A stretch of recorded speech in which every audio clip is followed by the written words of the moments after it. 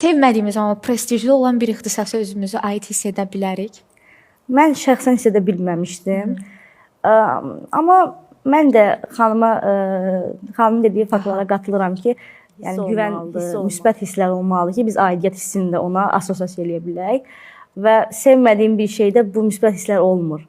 Ola bilər o sənə yaxşı status, yaxşı gəlir əldə edəsən. Bəzi tanışlarım var, məndən bir oxuyublar universitetdə. Hansı ki, onlar da sevmir işlərini, amma işləməyə davam edirlər. Çünki bəzilərinin alternativ bir istəyi yoxdur. Bəziləri sadəcə önəmsəmir belə ki, yəni işimi sevməli ya sevməməli olduğum mənim üçün o qədər önəmli deyil. Yəni insanın öz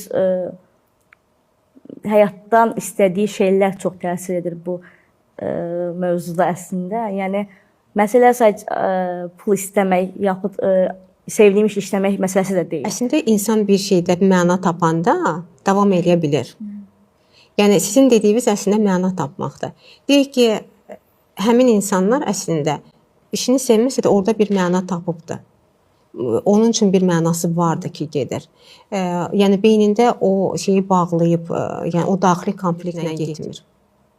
Başa düşdüm. Yəni müsbət hisslərlə assosiasiya eləyib. Bəli, insan üçün vacib olan bir məna tapmaqdır. Məsəl üçün biz indi bu verilişə gəlmişik. Bizim üçün bu verilişin mənası olmasaydı biz gəlmək istəməyəcəkdik. Amma bizim üçün mənası var ki, biz insanları maarifləndirəcəyik də, gənclər üçün çox vacib bir mövzudur da, düzdür?